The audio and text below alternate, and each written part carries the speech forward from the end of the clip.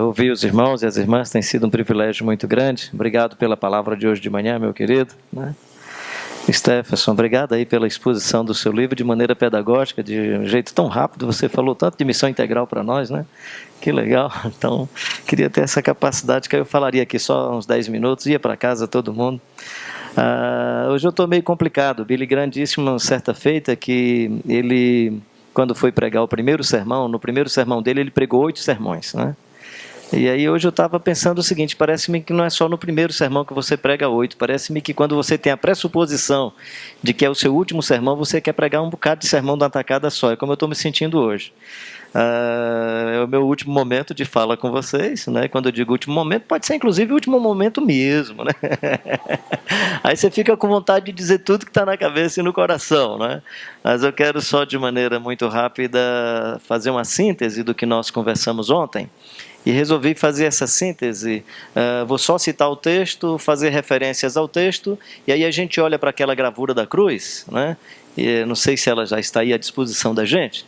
A gente pode olhar para a gravura da cruz, e aí olhando para a gravura da cruz, a gente faz uma síntese rápida do que eu estava chamando de missão integral. Se puder botar esse monitor um pouco para cá, que eu enxergo também, e aí fico mais ou menos... legal, isso aí mesmo, isso aí mesmo. Então, e perseveravam na doutrina dos apóstolos, nas orações, no partir do pão, em cada alma havia temor, né? Partiu o pão de casa em casa, louvando a Deus em todo o tempo, repartiu os bens entre a medida que alguém tinha necessidade, e enquanto isso acrescentava-lhes o Senhor dia a dia o número dos que iam sendo salvos. Se a gente pegar essa gravura e esse texto, dá para distribuir o texto nessa gravura. Por isso que eu pensei no texto só para facilitar de maneira pedagógica, apenas para você ter um texto que pudesse memorizar a gravura.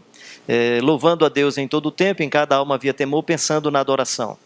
A ideia de partir o pão de casa, em cada alma havia temor, adoração, partir o pão de casa, comunhão, perseveravam na doutrina das orações, a edificação, a dimensão social. À medida que alguém tinha necessidade, eles distribuíam, então o critério era a necessidade das pessoas. Claro que há várias análises sobre isso, que eles fizeram uma cooperativa de consumo, a cooperativa foi à falência e Paulo precisou pedir coleta aos irmãos da Macedônia para ajudar os irmãos lá de Jerusalém, mas assim, a bênção desse negócio todo é que mesmo que a cooperativa de consumo tenha ido à falência, o rei Tito não se aproveitou de nada dos irmãos, porque eles já tinham distribuído entre eles e desfrutado bem os bens dele, né? E acrescentava o Senhor dia a dia o número dos que iam sendo salvos à evangelização. Então, eu apresento esse diagrama mais para facilitar aquilo que eu acredito sejam aspectos da missão, ou seja, enquanto a discussão de Lausanne era responsabilidade sociopolítica, ou missão sociopolítica, ou cidadania e humanização e evangelização, como uma discussão norte-americana e europeia, creio que na América Latina, já ouvimos isso hoje pela manhã, citamos rapidamente ontem, o problema era um problema de sofrimento, de empobrecimento, de injustiça, e aí você tem um outro tipo de elaboração, e aí nesse caso, quando a gente fala de missão sociopolítica ou cidadania e humanização, isso tem vários outros aspectos ecológicos, o meio ambiente, até porque muitas das desgraças e muito do sofrimento das pessoas tem a ver com esse descontrole e essa forma desumana como nós trocamos a nossa vida e a nossa relação com o meio ambiente. Todos nós, seres humanos, vivemos uma experiência de troca com o meio ambiente. Nessa experiência de troca, nós às vezes tiramos tanto do meio ambiente que o meio ambiente reclama, reage, né? E aí nós precisamos, nesses momentos de reação do meio ambiente, tentar de novo manter o equilíbrio. Então, só para lembrar isso. E aí queria apenas dizer o seguinte: se a missão da igreja for só adoração, ela tem uma tendência à alienação, porque ela vai ser um tipo de comunidade que vai viver uma experiência espacial, né? Ela fecha os olhos para o mundo, né? Ela vai para o mundo do espaço e esquece a realidade, esquece a vivência. Então, um dos grandes riscos, se a ênfase maior for a ênfase litúrgica da adoração, nós vamos ter uma tendência de alienação. Se a nossa grande ênfase for a vivência comunitária, o que é muito interessante, né? Mas se a nossa ênfase for uma vivência comunitária, partir o pão, viver em comunidade, nós podemos perder a missão transcultural. É o que acontece com a igreja em Jerusalém. Eles começam a viver bem e eles só fazem missão depois do apedrejamento de Estevão, é que eles saem dispersos e vão fazer missão transcultural, mas eles estavam vivendo a experiência muito corporativista. Então, o risco que nós temos quando a ênfase é só cuidados de casa é a tendência do corporativismo, é a limitação do corporativismo. Se a ênfase for só na doutrina, na teologia, nós temos uma tendência ao tradicionalismo e ao conservadorismo. Então, o cuidado que a gente precisa ter é não se preservar simplesmente na doutrina, na reflexão teológica, porque aí nós vamos ser um tipo de comunidade formal, ritualista e, às vezes, legalista. Se a ênfase for só a evangelização, empacotar, especialmente se a concepção de evangelização for fazer proselitismo, empacotar a alma para a eternidade, a nossa tendência será uma tendência de simplismo, né? E resposta simplista para as realidades da sociedade. Eu ouvia muito isso no Brasil, né? Se o espaço político, se tal lugar e tal lugar tiver só evangélicos, aí vai ser uma bênção e tal. E nós sabemos que isso não foi verdade, pelo menos na experiência brasileira e em vários outros lugares do mundo. Nós tivemos os momentos mais complicados nesse país, quando nós elegemos alguns dos nossos candidatos e eles fizeram piores do que os outros, né?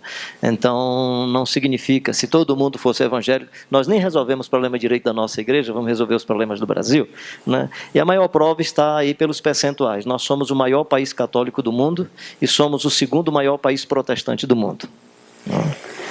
Somos um dos maiores corruptos do mundo, e somos um dos países que tem um fosso, um abismo exacerbado entre os poucos que acumulam os bens e muita gente que sofre. Ou seja, nós somos um dos países com maior índice de injustiça do mundo. Então, não dá para a gente dizer que é isso que vai resolver o mundo. Então, nesse sentido, só a evangelização pode levar ao simplismo. Só cidadania e humanização, responsabilidade sociopolítica, nós podemos cair no mesmo risco que caiu o pessoal da teologia da libertação, e aí eu me refiro ao Gutierrez quando diz que nós, os teólogos da libertação, fizemos opção pelos pobres, e os pobres fizeram opção pelos pentecostais e pelos carismáticos, né? O que é que ele está querendo dizer? Nós não cuidamos das dimensões lúdicas, nós não cuidamos das dimensões emocionais, nós não cuidamos das dimensões festivas, nós não cuidamos desses aspectos que estão na emoção e nos sentimentos mais profundos das pessoas.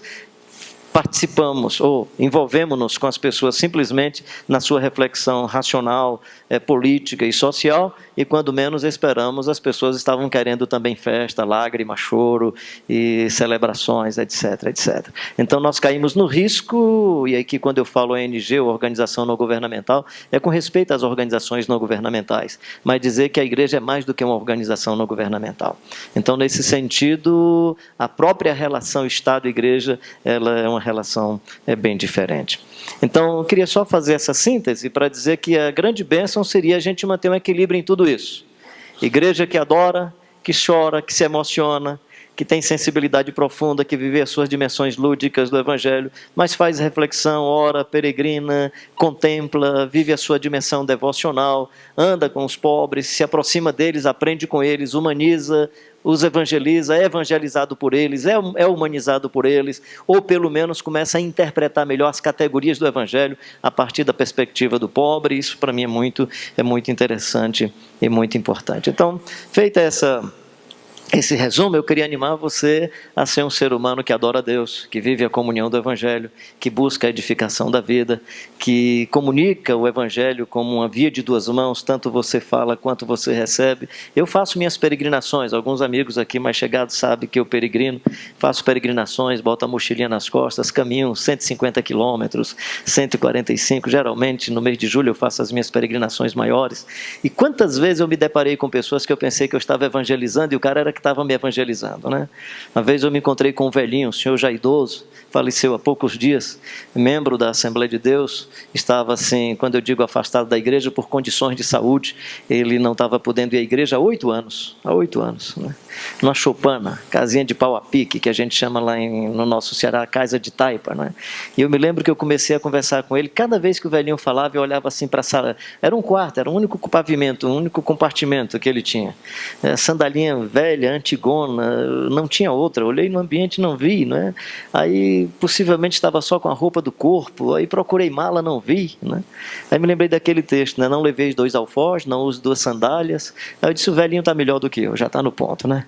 Então eu é que tenho que me converter, Então, nesse sentido, a evangelização é uma via de 2 mãos. O Pedro vai na casa do Cornélio, e quem se converteu de fato? Eu acho que os 2. Não foi o Pedro que foi lá para o Cornélio se converter. Aliás, parece-me que o Cornélio era mais crente do que o Pedro, porque o Senhor falou com o Cornélio só uma vez. Com o Pedro, o Senhor falou 3 vezes, ele ainda achava que era pegadinha. Ele achava que era pegadinha. Não, o senhor quer me pegar, não caio nessa não, né? Então você vai perceber que os 2 se convertem. É interessante, às vezes eu fico escutando o testemunho dos missionários, e ele começa a contar algumas histórias, como é que ele era antes de ir para o campo, como é que ele é. Eu fico perguntando, quem que converteu-se de fato? Né? E todos estão dizendo, eu mudei muito, eu era assim, mas depois que eu fui no campo, eu digo, quem converteu quem? Né? Então, nesse sentido, a edificação não é só a edificação no sentido teórico. É por isso que quando eu proponho a edificação, eu me refiro à oração, à contemplação, contemplação da vida, contemplação da natureza, contemplação de todos os fenômenos, contemplação no sentido de elaboração das dores e das aflições da vida, de todas as suas angústias e todas as suas perspectivas. Bem, o que é que eu queria agora? Por isso que eu disse que eu estava com não sei quantos sermões. Comecei com Atos 2, vou voltar para Lucas, né? Mas um texto muito conhecido. Eu vou só citar os textos pressupondo que todos que estão aqui conhecem bem as Escrituras, ou conhecem os Evangelhos, conhecem o livro de Lucas. Eu vou fazer citação, vou fazer os flashes dos textos, você faz as suas anotações, e depois você então dá uma caminhada no texto, se assim você desejar. Mas Lucas ele é muito interessante quando ele apresenta o ministério de Jesus. Ontem nós falamos, pelo menos inicialmente, na perspectiva do Mateus, quando ele diz que Jesus percorria toda a Galileia pregando o evangelho do reino, ensinando nas sinagogas e curando toda sorte de doenças e enfermidades. A ideia do querigma, do didásculos e do diácono, ou seja, ele proclamava, ele ensinava e ele exercia um papel diacônico, um papel de serviço. A palavra curar aí no texto é usada a palavra diáconos ou serviço. No livro de Lucas tem vários aspectos que a gente poderia falar sobre a missão integral. Eu vou apenas citar um texto que é do texto de Isaías, que é muito interessante você olhar para esse texto de Lucas. Algumas traduções diz, tendo chegado nessa parte da Escritura. Então tudo indica, a tradução que diz que Jesus vinha lendo o profeta Isaías, e chegando nesta parte da Escritura, que é capítulo 4 de Lucas, 18 e 19, refere-se ao capítulo 61 de Isaías, versículo 1 e 2 do capítulo 61. Mas tudo indica que Jesus parou aí nesse texto. Mas ele já vinha lendo outras partes do livro de Isaías, que fala de um compromisso sociopolítico, de um compromisso com a realidade histórica, de compromisso com a plantação, com o acesso que outras nações teriam aos bens que eles possuíam, referindo-se ao estrangeiro, ou eles como estrangeiro indo para outras nações, quebrando essa barreira e essa linha demarcatória que nos processos de dominação e de colonização nós fomos criando separação e quebrando esse direito de ir e vir dos seres humanos. E na evangelização há um aspecto muito interessante, que é ide por todo mundo, né? Vinde a mim todos vós que estáis cansados, que é esse direito, que é mais do que um direito nacional, é o direito universal dos seres humanos do trânsito, de ir e vir. Ou seja, a evangelização nesse aspecto, ela propõe uma quebra dessas barreiras. É inusitado essa dimensão, onde o outro é meu irmão, eu não tenho uma barreira geográfica. Aliás, quem fez essa barreira foi o colonizador, foi o dominador. De alguma maneira, em qualquer época, alguém criou essa barreira. No caso dos países que fizeram as colonizações, nós sabemos muito bem disso. Quem conhece a África sabe como que as etnias foram divididas, como que nós, nessa região bonita do Amazonas, temos quechuas do lado de cá do Brasil, no Equador, em outras partes, etnias antigas que estavam vivendo as suas experiências rompidas por essa quebra desse princípio extraordinário que é o princípio de ir e vir, de sonhar com a nova sociedade que tem 3 portas para o norte, 3 portas para o sul, 3 portas para o leste, 3 portas para o oeste, dando essa ideia de portas abertas, onde você vai ao norte, vai ao sul, vai ao leste, toda essa percepção de uma nova sociedade onde todos podem ir e vir, né? Então, a ideia de Isaías, que está registrada no capítulo 4, versículo 18 e 19, o Espírito do Senhor está sobre mim, chegando nessa parte da Escritura, o Espírito do Senhor está sobre mim, pelo que me ungiu para evangelizar os pobres, né? Me deu poder para libertar os oprimidos, né? Para dar vista aos cegos, para pôr em libertação os cativos, né? Ou seja, se os cegos aí Se os pobres aí são os pobres espiritualmente, então os cegos seriam só os cegos espiritualmente. Se o cego é cego literalmente, então o pobre aqui é pobre literalmente. Então não tem jeito, não é que Jesus não goste de rico, o rico é que não gosta de Jesus, né? Jesus não tem nada contra rico, o rico é que não tem jeito para Jesus, né? Jesus disse que é mais fácil entrar um camelo no fundo de uma agulha do que um rico entrar no reino dos céus. Então esse modelo de evangelho onde no Brasil ficou mais fácil para a classe média e a classe rica encontrar o evangelho, possivelmente esse é outro evangelho que não do Jesus de Nazaré, porque tem portas escancaradas para os ricos e para a classe média, e é mais difícil para o pobre ter acesso às nossas igrejas. Os pobres não têm muito direito. Os pobres não têm muito direito. Pode pegar nas estruturas das lideranças das nossas igrejas, pega o conjunto de salários das pessoas que estão na liderança e pergunta quantos pobres participam. Né? Então é muito interessante isso. Jesus diz, me ungiu para evangelizar os pobres. Né? No capítulo 10, que a gente vai ainda conversar sobre isso, ele vai falar dos pequeninos. E aí creio que tanto em Mateus quanto em Lucas, especialmente nessas descrições do evangelho, os pequeninos são as crianças, as mulheres discriminadas nesse contexto, o forasteiro, o prisioneiro, mas é pequenino também o rico que se despoja da sua riqueza e acolhe o evangelho do Jesus Cristo de Nazaré, que é o chamado pobre de espírito. Ou seja, é o homem e a mulher que mesmo tendo bens não confia nos seus bens. Como diz o Davi, eu sou pobre, necessitado e o Senhor Deus cuida de mim. Tinha poder político, tinha poder econômico, mas se reconhece vazio de tudo. Então, nesse sentido, o rico também tem chance quando se torna um desses pequeninos. Por isso que Jesus diz, é mais fácil passar um camelo no fundo de uma agulha do que entrar um rico no reino dos céus. Aí os discípulos dizem, então desse jeito é impossível alguém se salvar. Jesus diz, o que é impossível aos homens é possível a Deus. Ou seja, há o milagre do rico também se salvar, mas é milagre. Não é regra no evangelho. Então, se tem muitos ricos hoje nas religiões cristãs, a gente tem que perguntar se isso é evangelho, ou se os ricos realmente mudaram de cabeça e reconheceram que o menino da manjedoura é realmente o salvador do mundo, e eles querem trocar as BMW dele por um jegue. Se eles toparem trocar essas imagens, essas figuras, então eu vou dizer que houve de fato uma conversão. É interessante que o critério para a conversão do Zaqueu, para Jesus dizer que houve salvação na casa do Zaqueu, é quando o Zaqueu diz, Senhor, se eu defraudei alguém, eu quero restituir 4 vezes mais, e quero dar metade dos meus bens aos pobres. Ou seja, rico dizendo que vai dar metade dos bens aos pobres, e quer restituir num ambiente que não tinha inflação, quer restituir resolvendo o problema da possível inflação. Jesus diz, esse cara mexeu no bolso, teve salvação nessa casa. Teve salvação nessa casa. Não é? Teve salvação nessa casa. Então eu acredito que há salvação para esse pessoal. Há salvação para esse pessoal. O acadêmico não é regra no evangelho, é exceção. O rico não é regra no evangelho, é exceção. É o Barnabé. Então, nós aqui, alguns aqui que mexem com o mundo acadêmico, você não é regra, meu querido, você foi milagre do Senhor, e dê aleluia por isso, e dê glória a Deus por isso. O Paulo de Tarso não é regra no evangelho, foi exceção. É tanto que a conversão foi de um jeito extraordinário, sobrenatural, porque com a lógica do Paulo, o Pedro explicando as coisas, aliás, o Paulo é que depois vai explicar direitinho as coisas para o Pedro, e vai resisti-lo face a face. Bem, vem outro sermão agora, então. Há uma peça literária nas escrituras aí em Mateus, em Lucas, que eu queria conversar com vocês sobre ela de uma maneira muito panorâmica, Há certas peças literárias na Bíblia que são muito interessantes, algumas que estão bem claras, que você percebe o começo e o final da peça. Uma delas, por exemplo, é Mateus 5, 6 e 7. Vendo Jesus as multidões, subiu ao monte e como se assentasse, aproximaram-se os seus discípulos e ele passou a ensiná-los dizendo. Aí vem um conjunto de ensinos quando chega no final do capítulo 7, tendo Jesus acabado de proferir estas palavras. Quais palavras? Do capítulo 5, 6 e 7. Tendo Jesus acabado de proferir estas palavras, estavam as multidões maravilhadas da sua doutrina, porque ele as ensinava como quem tem autoridade, não como os escribas e os fariseus. Capítulo 15 de Lucas tem uma outra peça literária que é muito fácil da gente identificar, que está no capítulo 15 e capítulo 16. Ela começa no capítulo 15, vai terminar lá pelos versículos 14 e 15 do capítulo 16. Jesus estava comendo com publicanos e pecadores, e aí diz que os escribas e fariseus chegaram e começaram a reclamar e a xingar porque Jesus estava comendo com publicanos e pecadores. Aí Jesus conta 4 parábolas.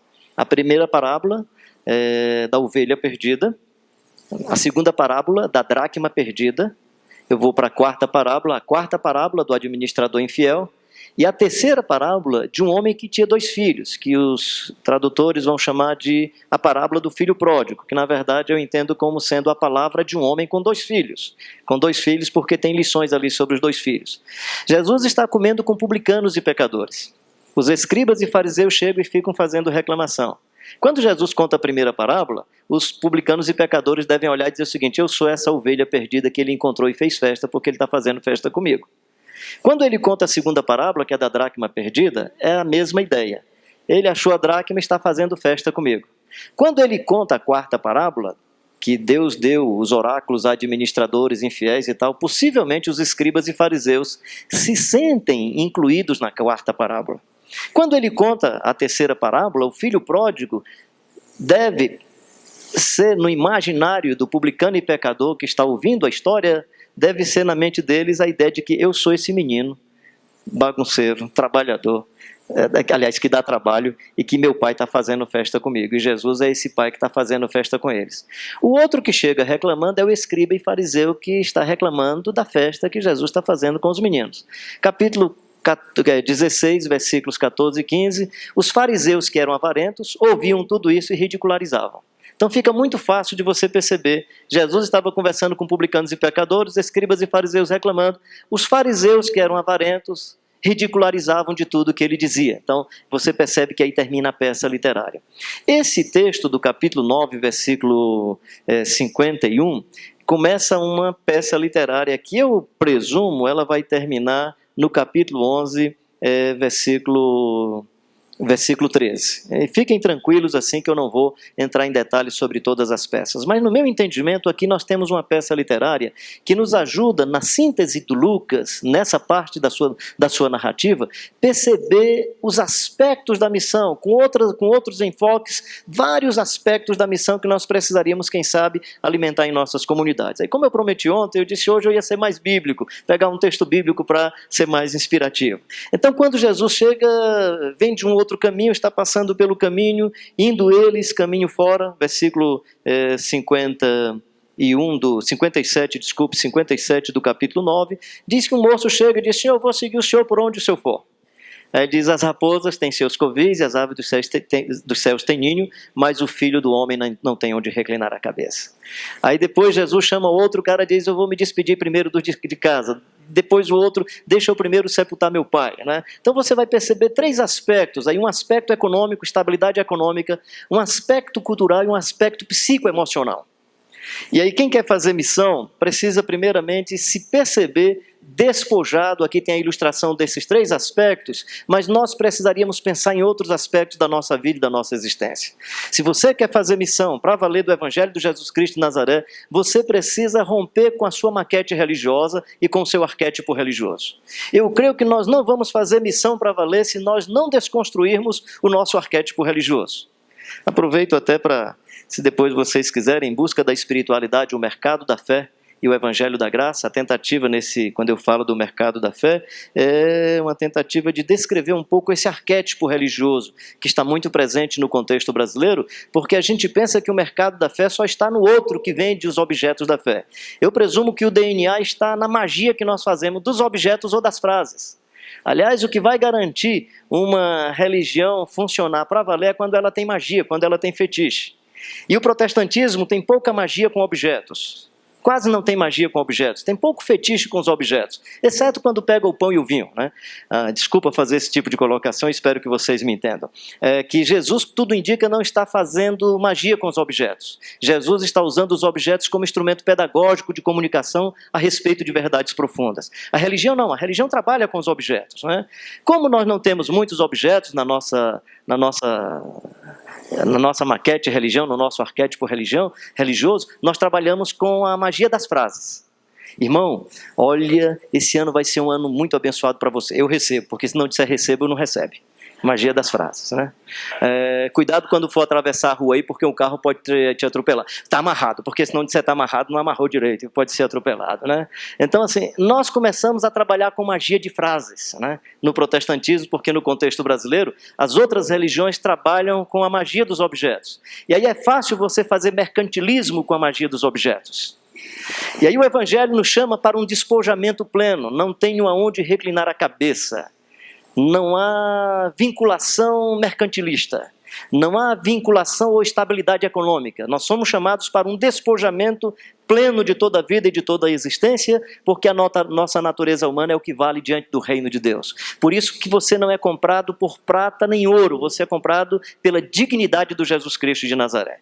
É a vida do Jesus de Nazaré que nos resgata, ou seja, o referencial não é a prata nem o ouro. Então, quando Jesus está dizendo que não tem aonde reclinar a cabeça, que as raposas, que os animais, qualquer outro ser tem um estado de, uma condição para sobrevivência, os que seguem o Jesus Cristo de Nazaré não é que não tem lugar, é que tem qualquer lugar.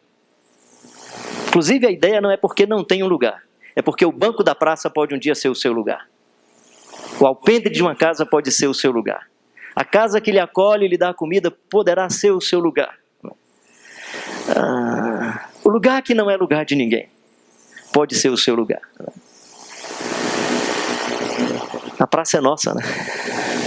A praça é nossa. Por isso que eu gosto do Apocalipse, não vi nela templo nenhum. Mas vi uma praça. Interessante que a descrição arquitetônica da nova sociedade é a descrição de uma praça, porque é esse lugar mais solidário de todos e todas. Então a missão é um chamado a nos despojarmos, é um chamado à desvinculação, é um chamado a estar em trânsito, indo sempre.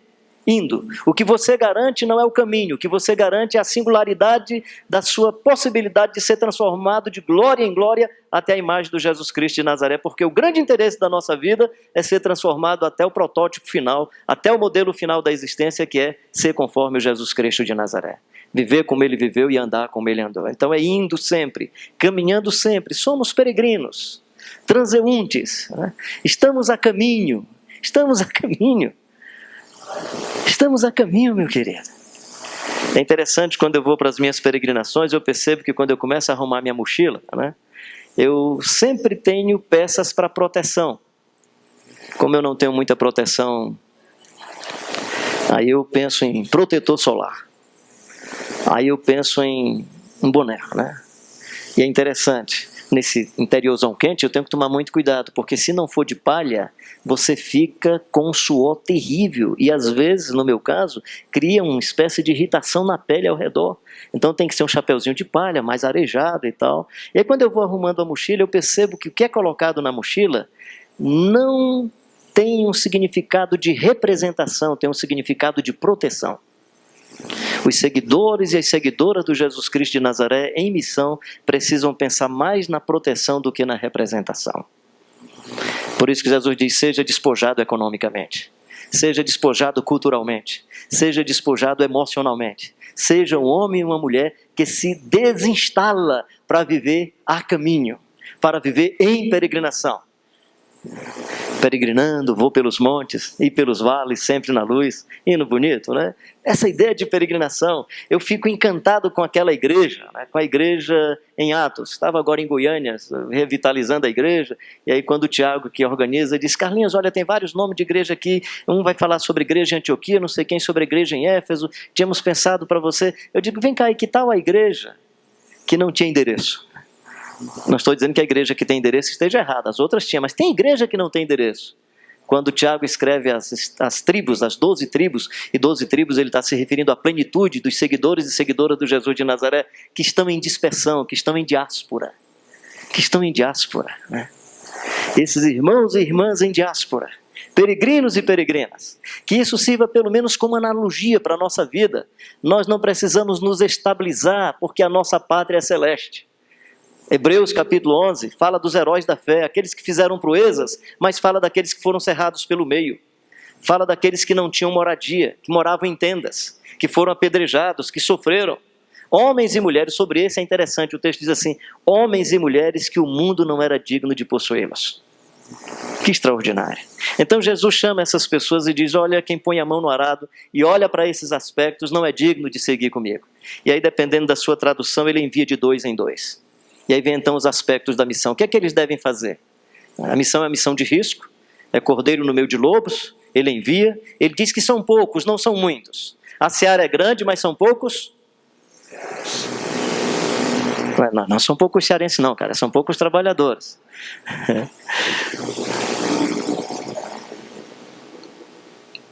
O que é que eles devem anunciar? Paz. Paz. Bem-aventurança. Mas Lucas, ele tem um cuidado muito interessante. Ele percebeu que Jesus não só falou de bem-aventurança, Jesus falou de ais. Por isso que no texto de Lucas sobre o Sermão da Montanha é ai dos pobres, aliás, bem-aventurados pobres, ai dos ricos. Ceia é vocês pensam que são abastardos, ricos e que têm tudo, vocês não sabem que vocês são pobres, cegos, miseráveis e nus. Ou seja, ele diz o seguinte, a ideia é mais ou menos o seguinte: anunciem a paz e alguns vão receber a paz. Anunciem o amor e alguns vão receber o amor, mas para alguns vocês vão ter que dizer ai de ti, Corazim. Versículos 13, 14, ai de ti, Betsaida, ai de ti, ai de ti, ai de ti.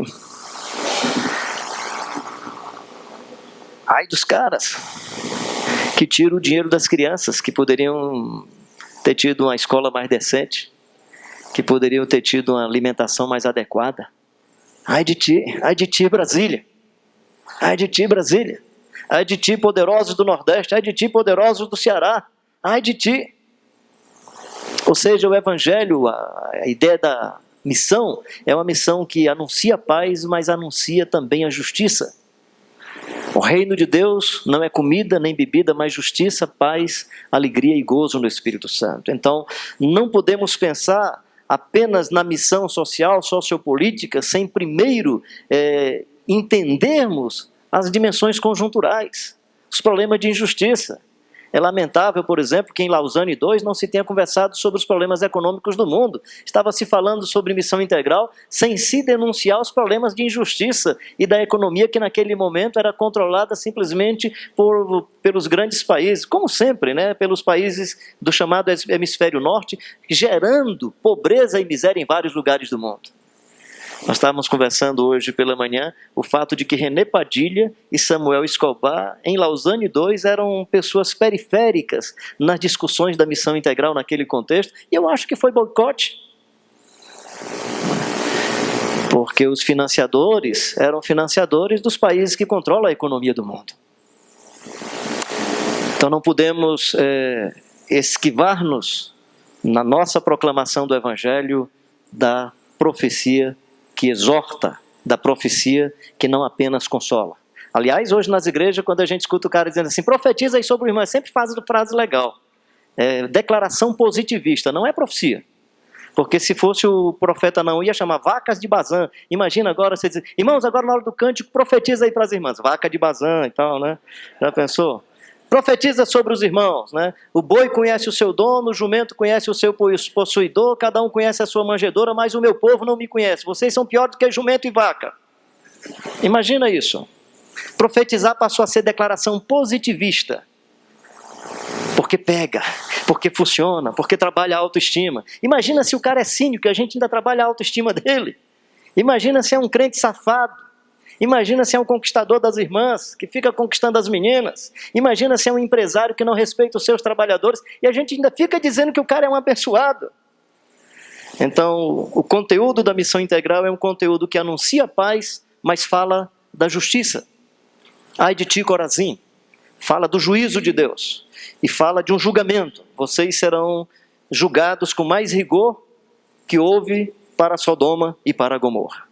O contexto brasileiro, eu presumo que é um contexto que necessita de mais denúncia, Os nossos púlpitos precisam denunciar o cinismo, os nossos púlpitos precisam denunciar com amor e misericórdia, porque nós não podemos nos alimentar de violência, mas precisa denunciar a violência. Os nossos púlpitos precisam denunciar a corrupção, e não é só a corrupção do lado de fora, é a cultura do suborno. Falamos rapidamente sobre isso ontem, a ideia de que nós podemos subornar Deus para os nossos interesses, que podemos dobrar Deus para aquilo que nós queremos, e essa cultura está se instalando na sociedade brasileira. Esse texto de Lucas me anima a dizer, ai de ti, ai de ti, ai de ti, Corazim. A missão é a missão que vai, mas a missão para ser integral tem que ter volta. Ide, vinde, né? Vinde a mim todos vós que estáis cansados e sobrecarregados, e eu vos aliviarei. Ele manda de 2 em 2, mas depois diz assim, eles voltaram. E eles voltaram. E voltaram repletos de alegria. E voltaram com o tema do poder. E o tema deles era o poder. Você precisa ver lá em casa como eu tenho poder. Basta eu olhar para o menino. Só olho. Lá em casa, olha, é um olhar só. Minha esposa, ela percebe a minha autoridade pelo meu olhar.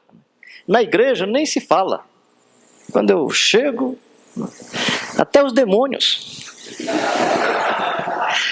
eles chegam. E a síndrome do poder se instalou na missão. Eles são poderosos. Até os demônios se nos submetem. A síndrome de Lúcifer está presente na cabeça e no coração deles, se embrenhou de toda a existência. Porque nós não somos chamados para o poder, nós somos chamados para o serviço. Nós somos chamados para amar. E aí, nesse sentido, o poder é o poder de servir. É o poder de servir as pessoas, aos sofridos, aos que estão à margem da sociedade. É tanto que quando eles trazem essa declaração do poder, primeiro Jesus relembra a identidade ou a singularidade deles. Alegrem-se não porque os demônios se vos submetem. Eu vi Satanás caindo como um relâmpago, como se Jesus dissesse o seguinte: vocês estão trabalhando com categorias vencidas. O diabo já está vencido. Vocês estão trabalhando com símbolos de poder. Com símbolos de poder. Aliás, nós somos os pentacampeões, né? Somos pentacampeões do futebol, não é isso? Sabe por quê? Porque uma bola com ar dentro, né, passou algumas vezes por debaixo de 3 pedaços de madeira. E tem gente que chora porque a bola não passou. Mas se passou, nós somos pentacampeões, são símbolos. Meu pai era um homem muito simples, né? E quando se converteu numa denominação muito radical, e nós não podíamos sequer pegar em bola. Era um bocado de, né? E meu pai já bem idoso, perdeu uma das vistas, ficou só vendo por um olho. Eu cheguei um dia de domingo lá em casa, ele estava assistindo o jogo assim na televisão. Ele olhava, né? E meu pai, no tempo ali do basquete da Hortência e da Paula, meu pai ficou fascinado por basquete, né? Voleibol, ele acordava de madrugada, quando o jogo era no Japão, ele acordava para assistir, né? Aí um dia cheguei: meu filho, eu entendo bem do voleibol, eu entendo bem desse negócio do basquetebol, mais ou menos, eu fui muito besta com vocês, eu brigava porque vocês pegavam em bola, esse que joga na cestinha, eu ia aprender isso, porque eu acho que eu ia acertar esse negócio e tal. Falou um pouco, aí ele disse: mas futebol eu não entendo. Eu não entendo. Me explica um pouco, aí corre um para o lado, correndo, como é que é isso? Eu disse: ó, pai, são 11 de um lado, 11 do outro. Ele: mas tem uns que pega com a mão, esses meninozinhos do lado, até o gandula, ele pensava que fazia parte, né? Eu disse: não, pai, esses aí só pega a bola que saiu. E fui explicando para ele, né? Aí ele foi, olhou e disse assim: mas na hora do jogo mesmo tem quantas bolas? Eu disse: só uma. Aí ele: é só uma? Mas não são 22 homens? Eu digo: por que não dá uma bola para cada um e acaba essa confusão? Né? Ou seja, nós criamos o símbolo do poder, nós criamos várias imagens de poder. Então os discípulos estão trabalhando com essas categorias. Jesus diz: eu já vi o Satanás derrotado, vocês estão alegres por nada. Ele já caiu de céu abaixo como um relâmpago. Não é essa a questão, não é a questão desse símbolo de poder para ser sobre os outros, para dominar os outros, para manipular, para controlar os outros. É poder de serviço. Alegrem-se, porque vocês têm uma nova identidade, alegrem-se porque vocês têm uma nova singularidade, vocês têm uma nova cidadania, vocês fazem parte de um novo reino. A missão, presumo, não será missão com as categorias do Evangelho de Jesus Cristo de Nazaré, se nós não resgatarmos dentro de nós mesmos a nossa singularidade humana marcada pela vida do Jesus Cristo de Nazaré. Senão nós vamos replicar o nosso pecado, nós vamos replicar as nossas maldades, nós vamos simplesmente repassar os arquétipos que estão na nossa cultura. E aí, uma das grandes preocupações de alguns estudiosos sobre a evangelização é cuidado, porque você pode estar muito mais transferindo a sua cultura, o seu jeito de ser, do que o Evangelho do Jesus Cristo de Nazaré. Aliás, isso aconteceu com as colonizações, fossem de perfil católico, fossem de perfil protestante, e no nosso caso brasileiro, eu tenho uma poesiazinha, posso citar aqui rapidamente, ela está me vindo aqui à memória, deixa eu citar assim rapidamente. Eu também fui convidado para falar neste congresso, e senti-me bem firmado, meus irmãos, eu lhes confesso, com os versos do meu lar. Senti firme o coração, portanto quero explicar o porquê desta canção. Quando aqui me convidaram, não pediram qualquer prova, nem tampouco me proibiram de pregar um pouco em trova. Eu não prego desse jeito só para manter a rima, é que trago no meu peito do nordestino este imã. Vejam, eu sou nordestino, trazendo um tema na mão, para pregar com este hino devo-lhes a explicação. mas é isto uma verdade e não há quem mais evite. Pregar com a nossa herdade não é coisa de elite. Com os versos no meu peito, esquecendo a homilética, já me sinto até sem jeito como se perdesse a ética. Como isso aconteceu, só o cego que não vê. O missionário amériopeu trouxe todo o seu saber. Em nome da religião, apagou nossa cultura, trouxe quase sua nação como santa e muito pura. Nós devemos agradecer todas as suas boas ações, mas é também nosso dever criticar imposições. Como classe dominante, alimentou a dependência, toda a igreja protestante tinha 2 na presidência. Para o povo do Nordeste, nesse nosso clima quente, paletó a nova veste, isso é bem contradizente. Sendo só o paletó, não faria rejeição. Oh meu Deus, de nós tem dó, mudaram nossa canção. Esse estilo é cristão? É o melhor tupiniquim? Se foi europeização, tratemos de lhe dar fim. Isso não é só um protesto.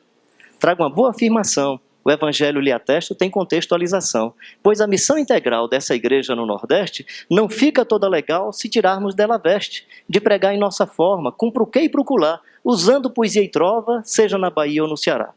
E aí vai, nem por isso rejeitando aos irmãos.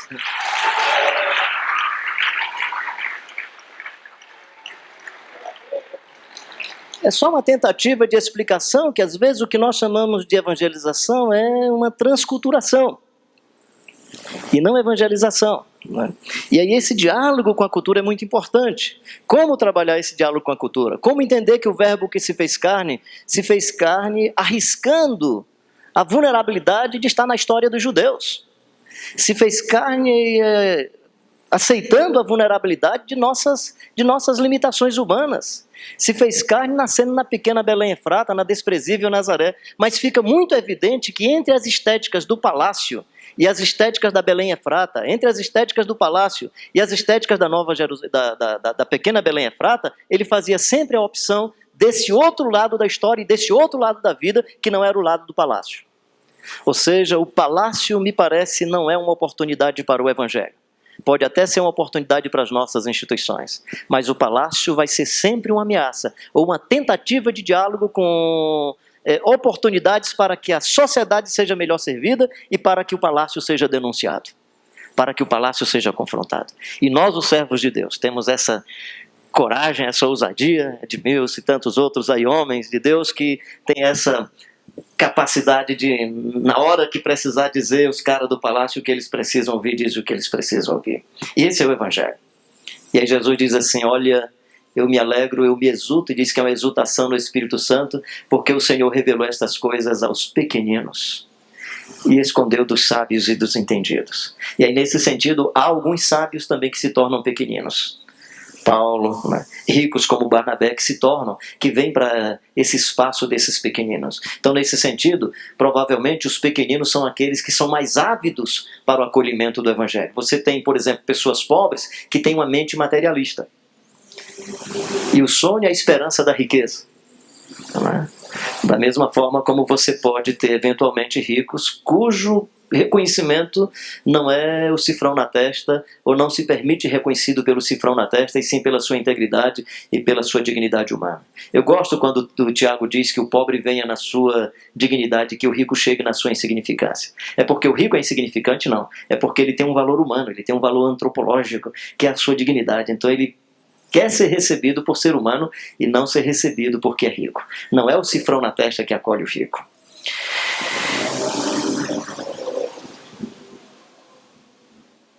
A missão vai ao outro, mas a missão não esquece o Jesus de Nazaré. Ela volta para o Jesus de Nazaré, para o resgate da singularidade.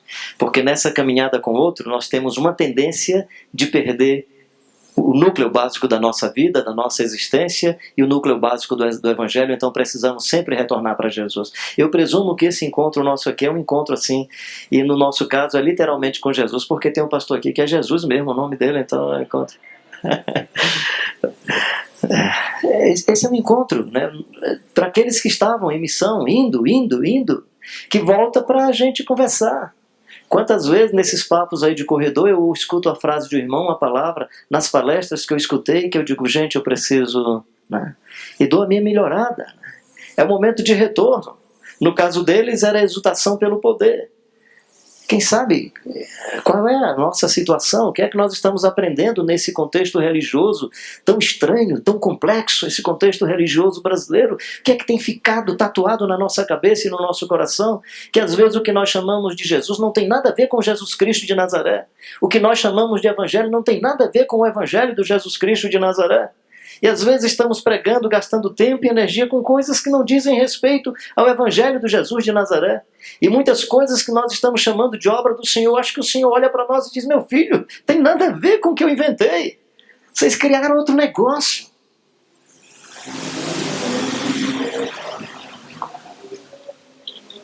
O que é que faz parte da missão? Encontrar o aflito na estrada e acolher o aflito na estrada. E aí quem acolhe não é o religioso, pode observar, quem acolhe é o samaritano. Mas aí a missão tem dois aspectos interessantes nesse texto. É muito conhecido o texto, que é daquele homem que foi agredido por assaltantes, passou o levita, passou o sacerdote, ninguém acolheu e o samaritano acolheu. Dois aspectos interessantes nesse texto, no meu entendimento, é primeiro, acolher quem está caído na estrada. E o outro, reconhecer que se o outro é de outro segmento, mas fez o que eu deveria fazer, ele precisa ser reconhecido e eu preciso imitá-lo. Jesus não manda o outro se tornar samaritano, mas manda fazer o que o samaritano fez. Nós evangélicos temos essa dificuldade de reconhecer o que os outros fazem. Por exemplo, eu tenho tido a maior dificuldade de falar de algumas coisas boas que o Papa Francisco tem feito. Alguns dizem que ele morde a sopra, que uma hora ele põe uma vela para Deus, outra para o capeta. Não sei se é verdade ou não, né? Mas assim, se o cara vem para o Brasil e em vez de passar primeiro pela casa do governador e diz que quer a opção de passar primeiro entre os pobres, eu acho que é interessante a gente pensar nisso. Se quando os bispos da Itália começaram a perceber que ele poderia ser eleito, vender suas BMWs, esse camarada está dizendo alguma coisa interessante para a sociedade brasileira. Ou para a sociedade de um modo geral. Pelo menos ele deve estar dizendo alguma coisa para os nossos televangelistas. Aliás, eu gostaria de ter ouvido essas histórias dos nossos televangelistas. Eu que sou do lado de cá, eu gostaria que os grandes nomes das nossas igrejas tivessem tendo um testemunho, ou pelo menos alguns exemplos que nós pudéssemos pegar e celebrar.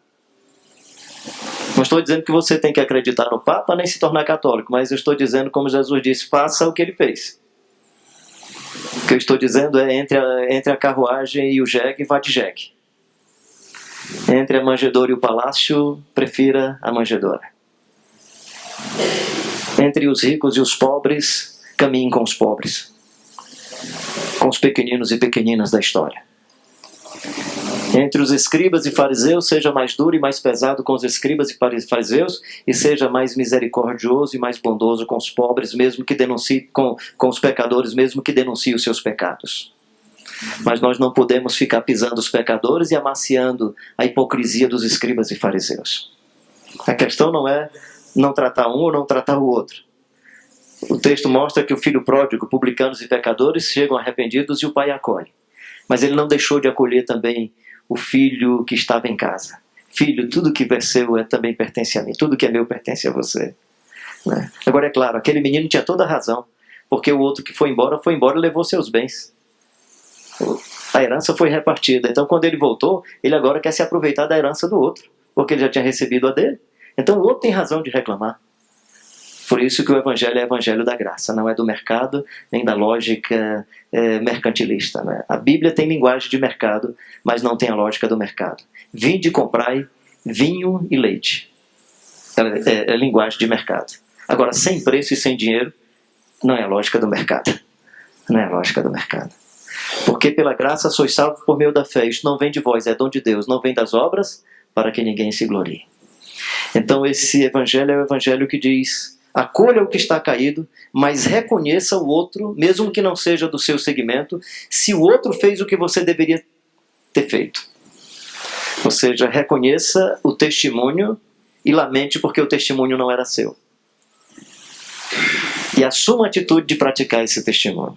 E por último, e dizem que a melhor palavra de quem está falando demais é quando ele diz essa expressão, para terminar, ou por último, a missão é uma missão que nos chama para vivermos em intimidade com Deus. Marta e Maria. O ativismo não é o ativismo do samaritano. O ativismo é o ativismo da Marta. cuidando de coisas. O samaritano estava cuidando de vida. Ou seja, cuidar da vida de quem está caído é tão importante quanto ficar aos pés de Jesus. Então, quando ele diz faça isso, ele diz também faça o que a Maria fez.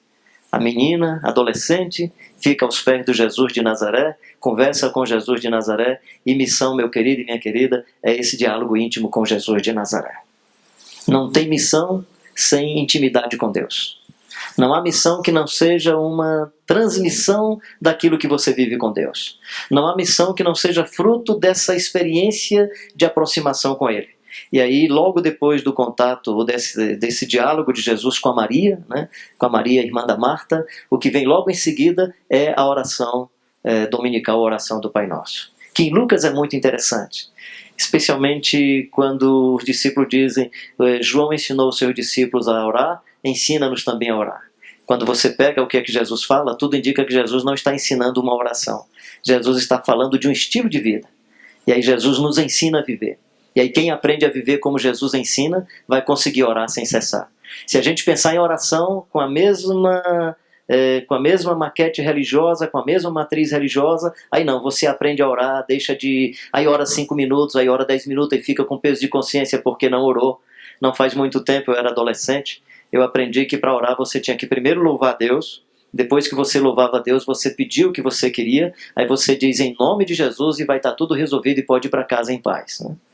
Aí fui vasculhando Bíblia, fui aprendendo sobre Bíblia e tal, aí um dia eu pensando sobre esse jeito de orar, me lembrei do Pedro, andando com Jesus por sobre as águas, né? Jesus pegando na mão do Pedro, e o Pedro começou a afundar. Imagina se o Pedro tivesse aprendido a orar como eu aprendi. Aí ele afundando ia dizer, Senhor, quero te louvar, te adorar, te bendizer, blá, blá, blá. Socorre-me, Senhor. Não tem regra, meu querido, para oração. Não tem frases certas ou frases incorretas. Quando você ora, essa é a grande beleza do Evangelho, é que Deus já conhece você. Você que não se conhece, Deus já conhece a sua necessidade. Ele diz, aprenda a viver. E como é que a gente aprende a viver? Com temor a Deus e com intimidade com Ele. Estava hoje à tarde conversando ali com um pequeno grupo, há poucos dias eu me encontrei com um senhor que se confessa ateu. Ele disse, olha, eu estou conversando com você que eu sou ateu, porque eu sei que o senhor é pastor, não vai se abalar, mas eu não falo isso para muita gente não. Porque eu acredito que o ser humano hoje que não confia no Estado, não se submete ao Estado, não se submete à família, o jovem que não submete ao professor na sala de aula, a pessoa na igreja que não submete mais a ninguém, nós estamos numa sociedade que ninguém reconhece poder acima da sua cabeça. Aí diz, eu não falo isso para outras pessoas porque eu acho importante como paradigma que alguém reconheça que tem um ser superior. Achei interessante o ateu dizer isso, porque eu andando pelos contextos evangélicos, as pessoas que dizem que acreditam em Deus não têm essa compreensão de que Ele é um ser soberano superior e que você não manda nele. A ideia é você que manda, você decide, você decreta, você determina porque você se acha maior do que Deus. Então um ateu às vezes está tendo uma compreensão paradigmática sobre essa ideia de um ser soberano sobre todas as coisas, um pai que está nos céus. Às vezes o cara está entendendo mais do que aqueles que dizem que acreditam em Deus e são materialistas. E acreditam não porque confiam nele, acreditam porque querem na barganha fazer mercantilismo para as coisas dos seus interesses. E anunciar isso não é missão do Evangelho de Jesus de Nazaré. É propagar o nosso jeito religioso de ser. E aí podemos até invadir esse país todo com essa maquete religiosa e isso não será a missão do Jesus Cristo de Nazaré. E aí quem sabe vamos terminar bem a história e Deus vai dizer, vocês fizeram de maneira muito eficiente o que eu não pedi para fazer e vocês inclusive atrapalharam a gente a viver melhor o Evangelho do Jesus de Nazaré. Ai, que tristeza. Pai nosso que estás nos céus. É Pai Nosso, é íntimo, mas é Deus soberano, é Deus eterno. Nós precisamos voltar a essa ideia de temor e tremor na presença de Deus, meus queridos e queridas. Nós precisamos, quando chegamos na presença de Deus, nos ajoelhar como seres humanos que reconhecem que Ele é Deus. Nós precisamos reconhecer que é o Deus da vida. Acabar com as mentiras, com as hipocrisias, com as invenções. Acabar com as manipulações. Isso não tem a ver com esse evangelho da Maria, da Marta, que se aproxima de Jesus e ele diz, você escolheu a melhor coisa. E logo depois que diz, você escolheu a melhor coisa, vem essa história, ensina-nos a orar. Quando vocês forem orar, aí Jesus diz, lembrem-se que o Pai é celestial. É Pai, mas é celestial. Que tem reino, que tem vontade, que tem vontade. É Pai amoroso, é Pai bondoso. E aí o Lucas vai terminar com uma síntese que eu queria animar a todos e a todas a buscarem. E aí, quem sabe, desculpa se você não vem de vertente. E aí, quem fala o pentecostal no sentido mesmo do Espírito Santo, não no sentido da prática religiosa do pentecostalismo, né? Mas é o texto que ele vai logo dizendo: pedi, pedi, e dá-se-vos-á. Buscai, achareis. Batei, e abre-se-vos-á. Pois todo que pede, recebe. Quem busca, encontra. E quem bate, abre-se-lhe-á. Qual é o pai que, se o filho pedir um pão, lhe dará uma pedra? Ou se pedir um peixe, lhe dará um escorpião? Ou se pedir um ovo, se pedir um peixe, lhe dará uma serpente? Ou se pedir um ovo, lhe dará escorpião? Aí ele diz assim: se vós que sois maus, sabeis dar boas dádivas aos vossos filhos, quanto mais vosso Pai Celestial dará o Espírito Santo àqueles que lhe pedirem. Olha que coisa interessante. Aí você chega: pastor, a Bíblia não diz pedir, pedir, dá-se-vos-á. Eu pedi casamento e Deus não deu. Pedi um carro, Deus não deu. Mas o texto não está dizendo que Deus vai dar casa. O texto não está dizendo que Deus vai lhe dar um carro. O texto está dizendo que você vai receber a plenitude do Espírito Santo, se você buscar pedir. Eu acho interessante porque a perícope termina exatamente aí. Quando fala do chamado, tudo indica que essa missão só será a missão do Jesus Cristo de Nazaré se tivermos a capacidade de impregnar no coração e na mente das pessoas as verdades a respeito dessa salvação plena e total, que é salvação de todo o planeta, que é salvação da nossa cultura, que é salvação das nossas maracutaias políticas, que é salvação das nossas barganhas religiosas, que é salvação desse jeito econômico de viver o mercantilismo na nossa sociedade, salvação para sermos seres humanos que entendem a graça, que entende o amor, que entende a misericórdia, que compreende a fome e sede de justiça, seres humanos sensíveis, que choram, que são mansos, e são mansos porque reconhecem a dignidade humana, e são mansos porque não precisam agredir, não precisam matar. São mansos porque têm a coragem de viver a vida. São mansos porque querem lutar pela vida, a vida que Deus nos deu e a vida que Deus pode dar às outras pessoas. Senhor, eu quero ir. As raposas têm seus covis, as aves dos céus têm ninho. Senhor, eu quero sepultar o meu pai primeiro. Eu quero primeiro me despedir de casa. O texto termina dizendo: o Pai dará o Espírito Santo àqueles que quiserem ir. Então não precisa confiar no dinheiro. Confia no poder de Deus em sua vida. E o dinheiro pode vir como tarefas ou atividade secundária, ou como elemento secundário, mas não como elemento prioritário. A sua cultura, quem sabe, pode fazer pontes, mas ela não será determinante. Ela não será determinante. Em alguns lugares ela pode inclusive atrapalhar a missão que você vai fazer. O seu estado emocional, a sua maneira de perceber a sua relação com a família, pode até ser uma bênção, mas pode às vezes ser um problema para a cultura do outro, para a realidade do outro. Que Deus nos dê a graça de vivermos bem a vida do Jesus Cristo de Nazaré. Que Deus nos dê a graça de vivermos bem em comunidade. Onde estiverem 2 ou 3, ali será uma comunidade do Jesus Cristo de Nazaré. Que Deus nos dê a graça de sermos como disse Jesus para o Nicodemos: não sabe de onde vem nem para onde vai, é como o vento. Essa pneumatização, esse sopro, esse Espírito que chega e que vem sobre nós e que simplesmente nos leva e nos impulsiona. E às vezes, com categorias mais acadêmicas, descobrimos as verdades. E às vezes não. Para além da categoria acadêmica, com a subjetividade, percebemos coisas que os outros não perceberam. E aí, nessa dimensão da vida, em comunidade, conseguimos ter o discernimento e cumprimos assim a palavra de Deus e podemos viver melhor o Evangelho de Jesus Cristo de Nazaré. Que Deus abençoe a sua vida. Que Deus abençoe o seu coração. Que Deus abençoe a sua vocação. Que Deus abençoe a sua missão. Meus queridos, aí os líderes todos, obrigado aí pela confiança. É uma bênção estar com vocês. Depois, se vocês quiserem, vocês têm aí céu bastante, está sendo vendido ali naquela banca, sem lucro.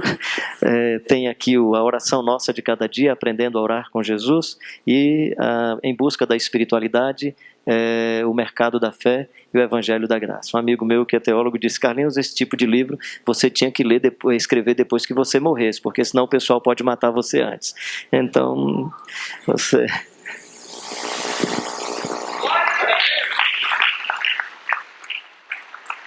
Obrigado.